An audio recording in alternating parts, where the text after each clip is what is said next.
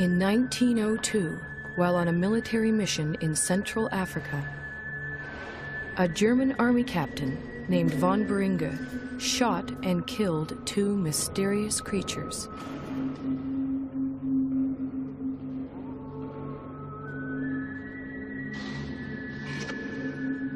He then sent the skull and bones of one of them back home to Germany.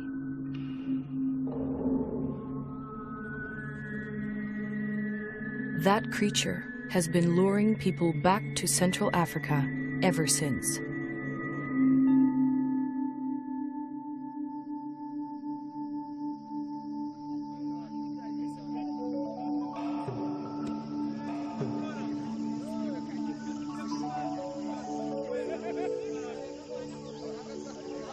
In 1921, American naturalist Carl Akeley made his way to the gorilla's ancestral home. The Virunga volcanoes, in what was then the Belgian Congo. Akeley brought a movie camera to document his visit, and a little girl to help prove Africa wasn't such a dark continent.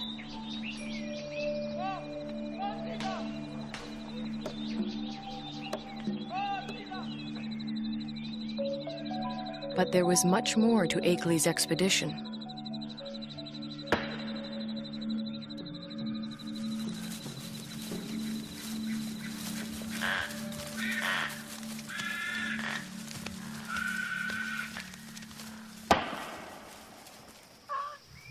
Akeley had come to collect mountain gorilla specimens for exhibit in New York.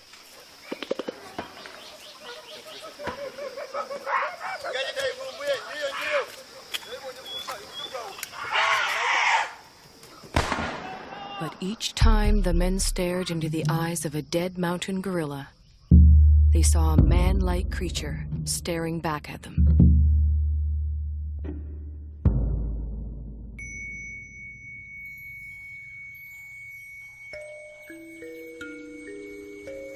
Akeley decided the killing must end. He urged Belgium's King Albert to make a permanent sanctuary of the gorilla's home.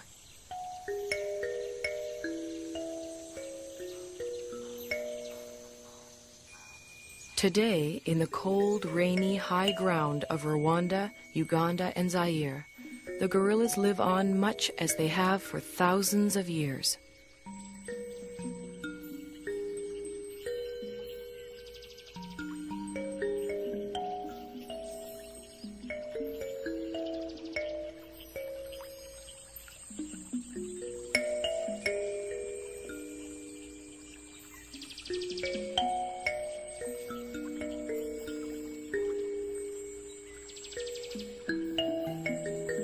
Only now their mountain home is tiny and isolated, pressed in on all sides by people and farmland.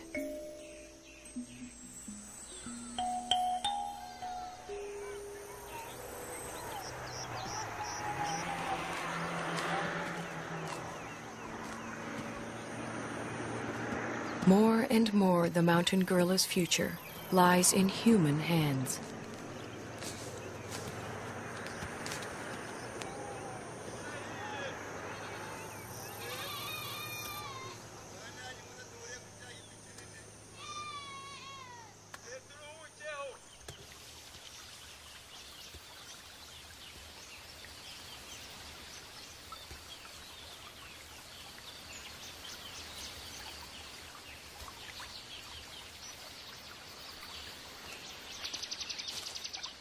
American field biologist George Schaller was the first person to study mountain gorilla behavior.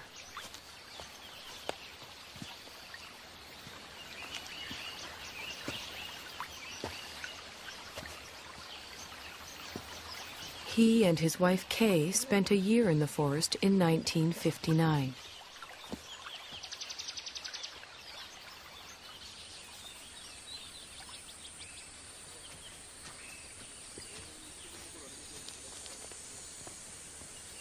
A number of other scientists have followed.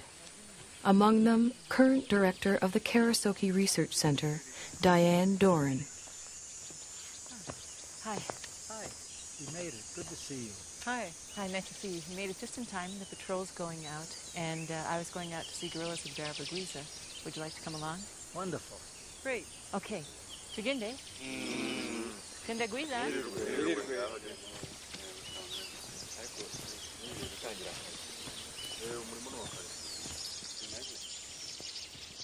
Gorilla researcher Diane Fossey established Karasoke in 1967 in the forest she grew to love.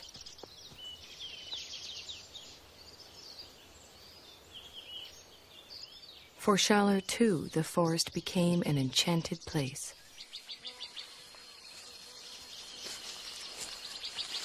Some of my most magical moments with wild animals were watching gorillas, staying with them day and night. I used to do all my own gorilla tracking. You walk along slowly, you see the broken vegetation, you smell the animals. There's the musty, somewhat sweet odor of gorillas in the air.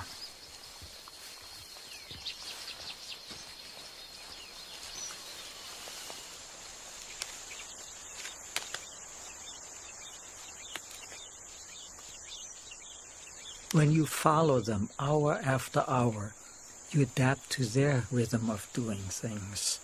You move at their speed. You start thinking at their speed, almost.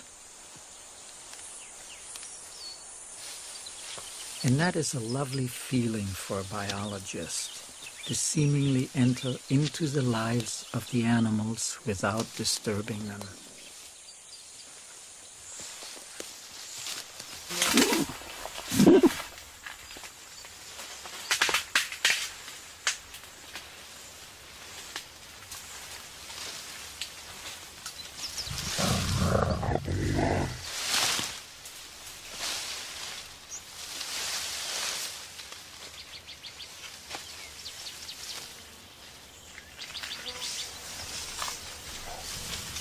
When approaching the animals, scientists try not to be too quiet.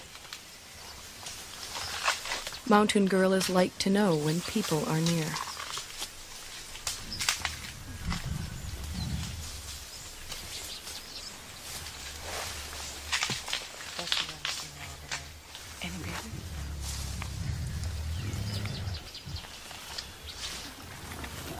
The mountain gorilla's day is spent feeding and resting. Feeding and resting, and feeding some more.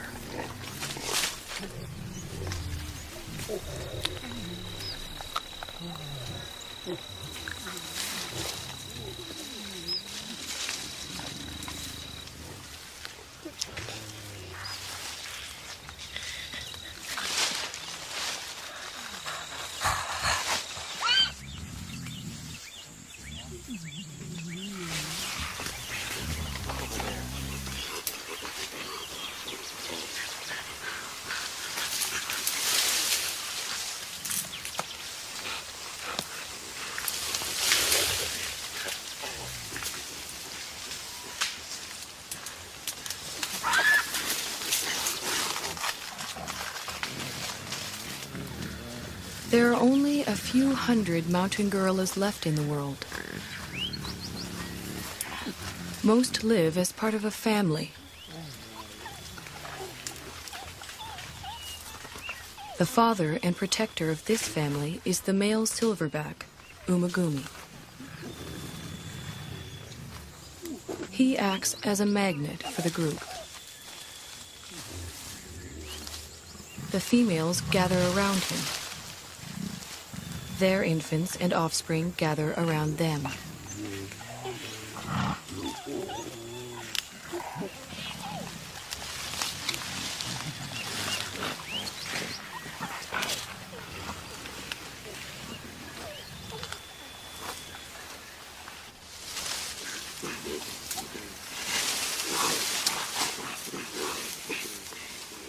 Mountain gorillas are social animals. The closeness begins in infancy.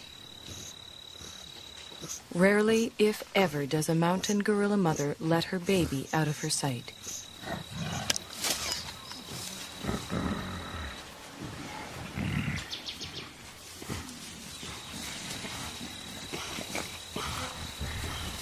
The baby, for his part, likes nothing better than to make contact with the other members of the group.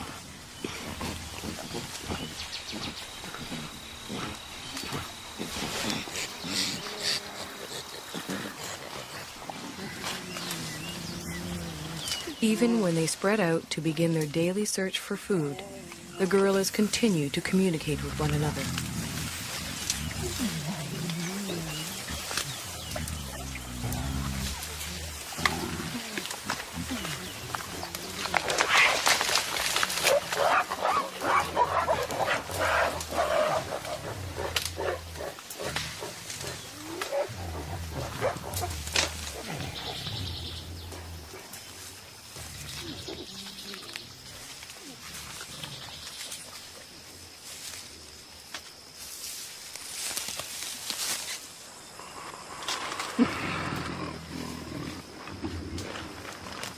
While the adults devote most of their waking hours to foraging for food, the youngsters devote most of theirs to play. Park guards have named this 3-year-old Nzeli.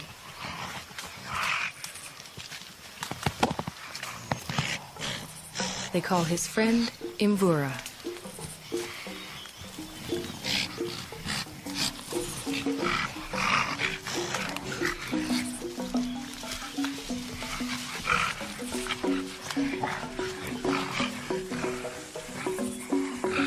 At 8 years, Karira is a bit of a bully. Washushwe is only 4.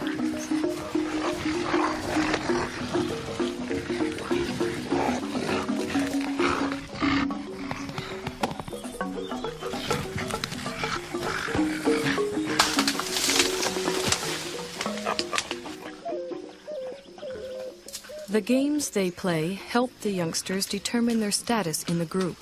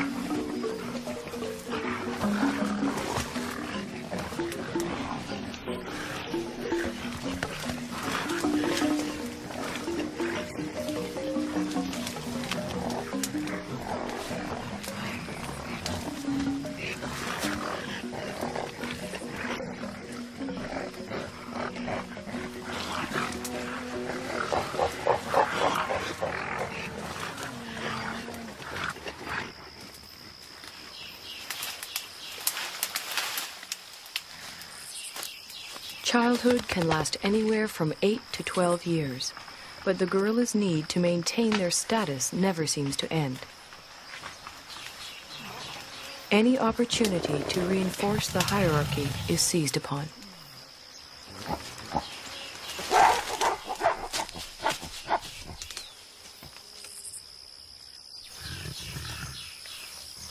Then comes young adulthood.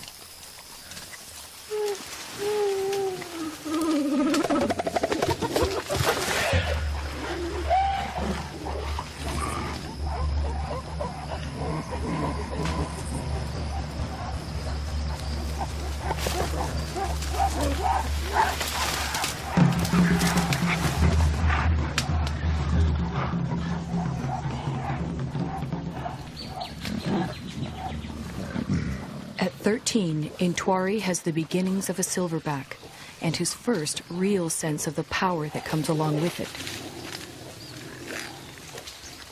He also has a dedicated young male follower.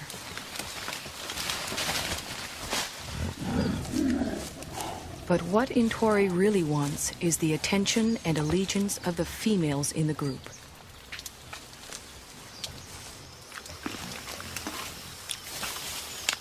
Umugumi doesn't seem too threatened by Intwari's advances towards the females.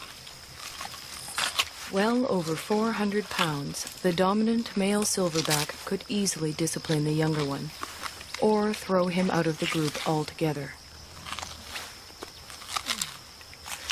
For now, Umugumi seems content to focus on the local vegetation, of which he eats some 50 pounds a day.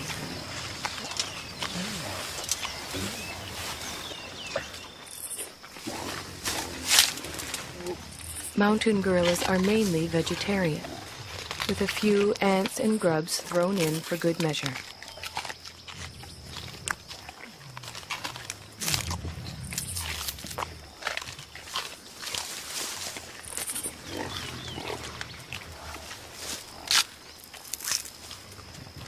Their staple diet includes a bitter, stinging mixture of thistles, nettles, goosegrass, bamboo, and wild celery.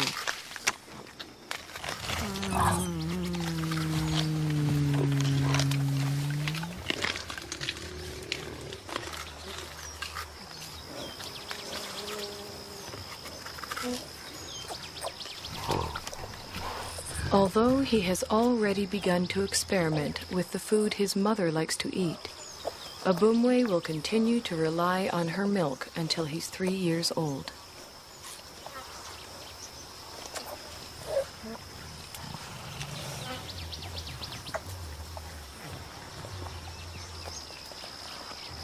By the time he's 4, Abumwe will be strong enough to forage on his own.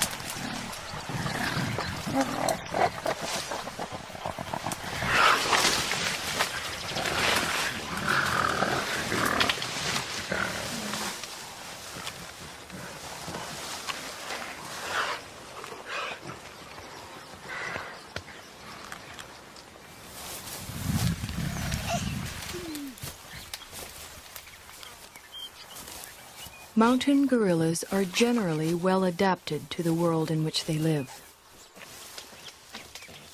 But however idyllic their home may appear, for the youngsters in the group, the mountains hold many perils. Many newborns simply don't survive.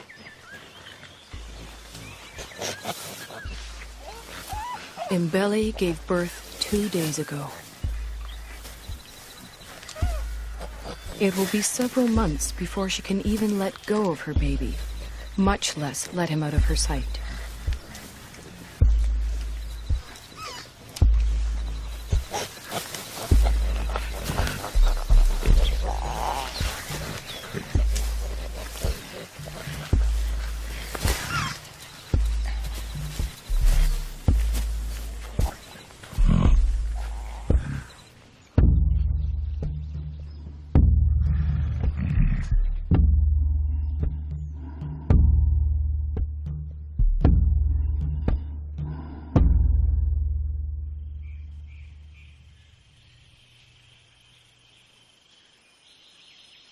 The mountain gorillas are more vulnerable than they know.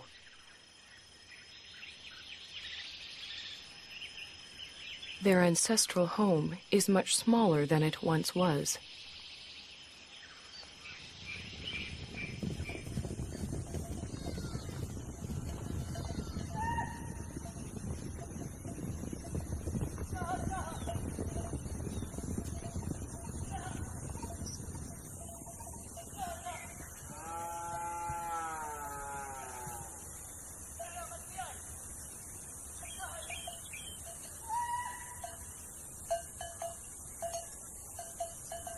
All around them, human activity is increasing.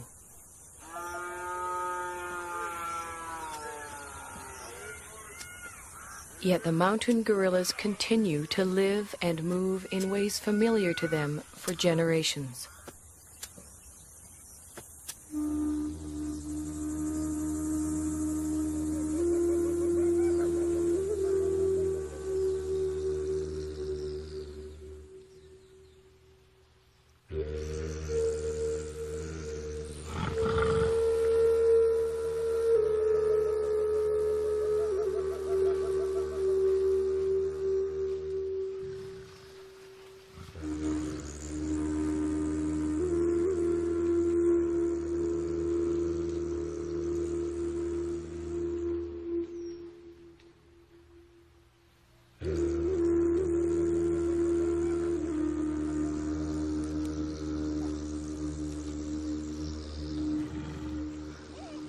They do not distinguish between thistles and meadows that are inside the park and thistles and meadows that are outside it.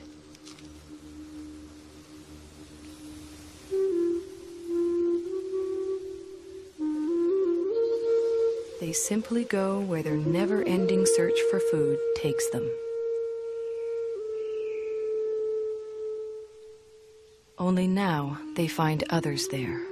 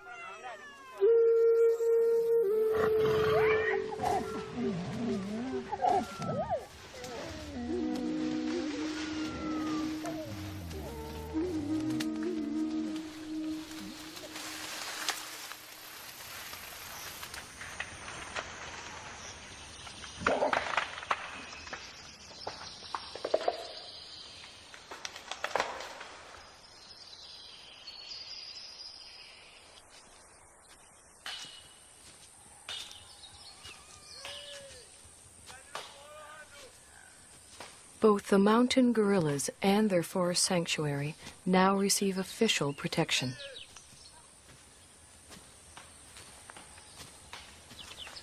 Park guards and anti-poaching patrols go to the forest every day.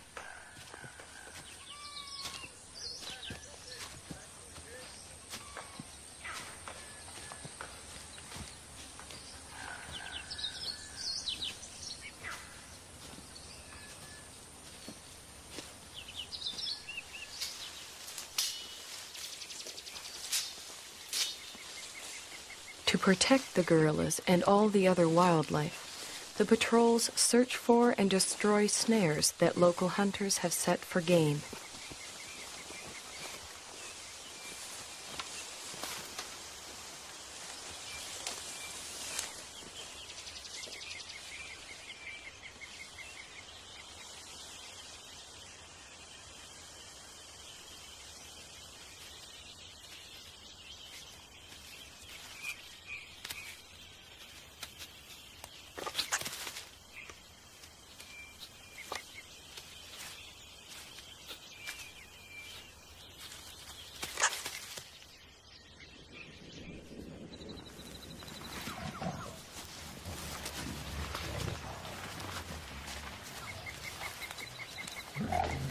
The guards search the forest, checking on the gorillas' whereabouts and welfare.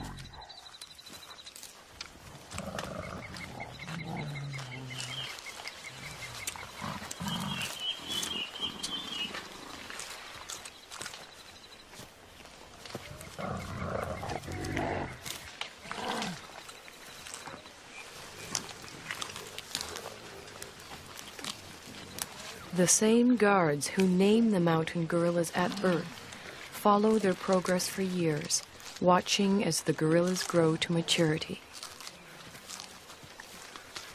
Over time, a close relationship develops, a bond between the animals and the men.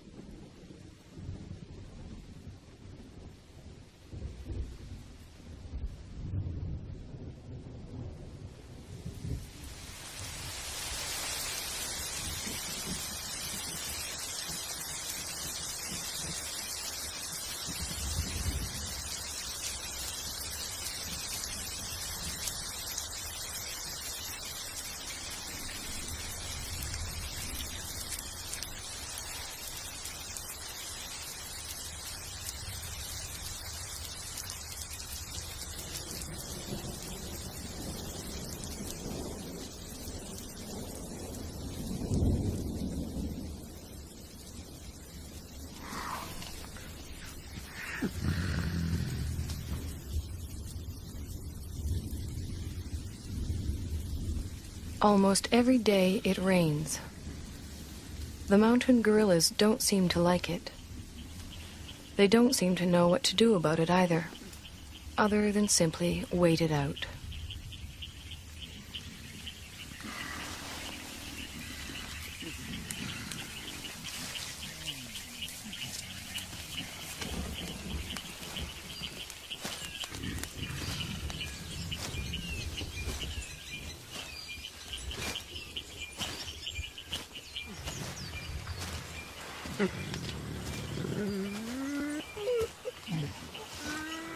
At least the rain provides them with a rich supply of food.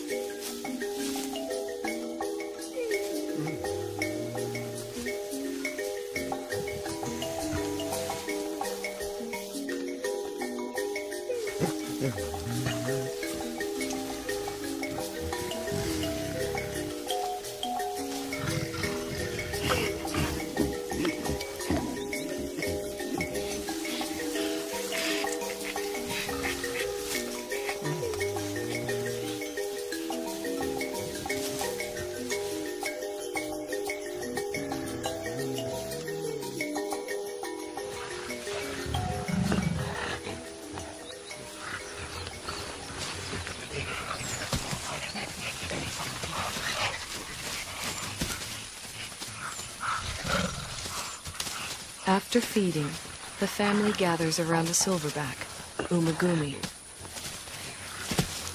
While the adults rest, the youngsters play.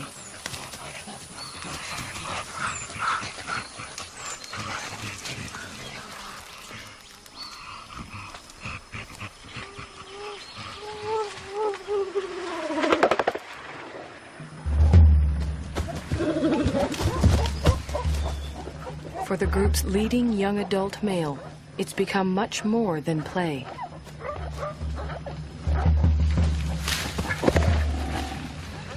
Left unchecked, Intwari's newfound strength could eventually tear the group apart.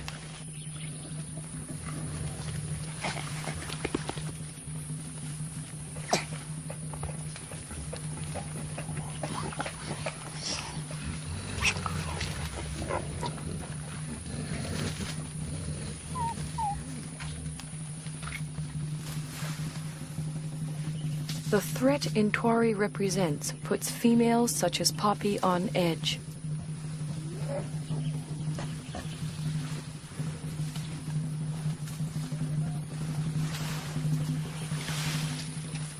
Determined to get some kind of reaction from the others, Intwari bites into an inedible plant and contemplates his next move.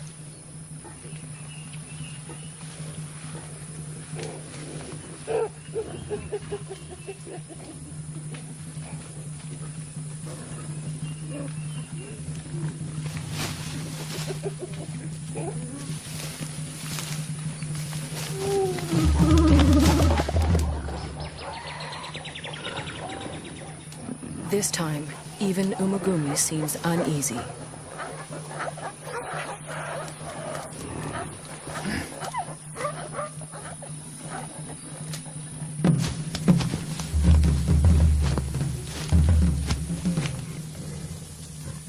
Intwari is presenting himself as their new leader, but the females don't see it that way.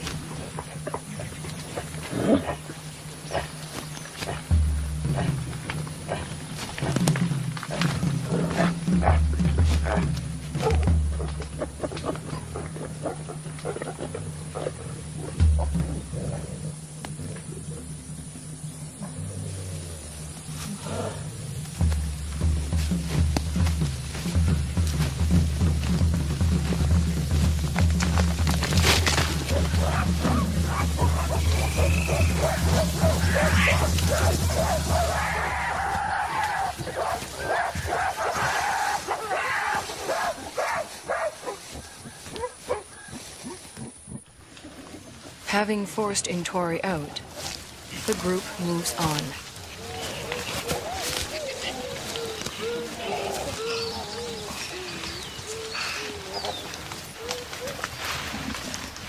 Before she joins them, Poppy, still vibrating with excess energy, vents it on the first young male she can find.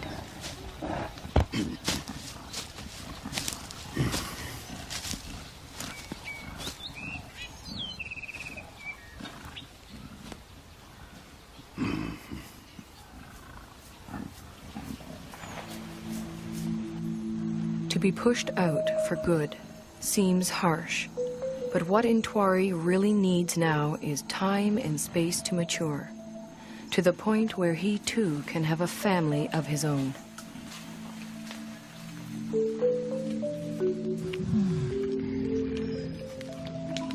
The next few years are critical for Intwari. They are also critical for all the other mountain gorillas.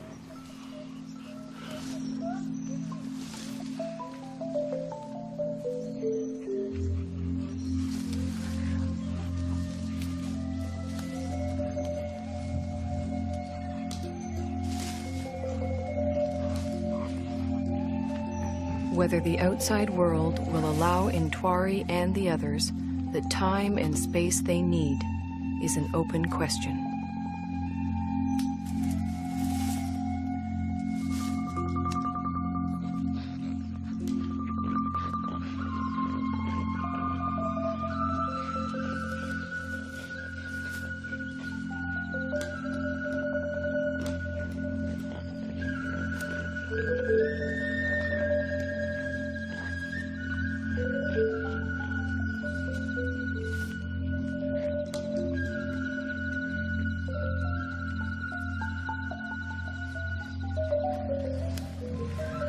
One thing is certain. If the mountain gorillas are to survive, we will have to protect them and their forest home forever.